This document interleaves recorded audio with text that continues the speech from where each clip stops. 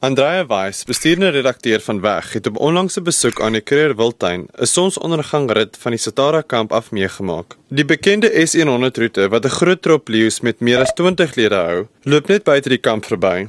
En die trop moet gereeld wild plattrek om al die magies vol te hou.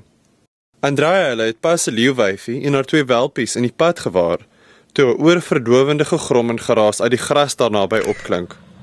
'n Trop leeu's was besig om aan 'n karkas te vreet.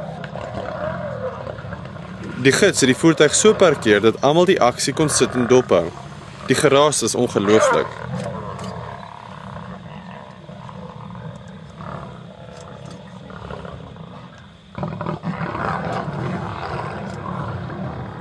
And there's all little ones.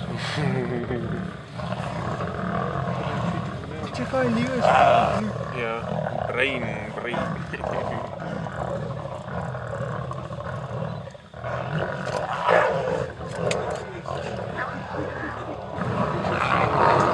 Dit het so gewemel van leeu's wat elkeen 'n hap vleis probeer kry, en veral die jonges het sommer bo op die vleis gelê.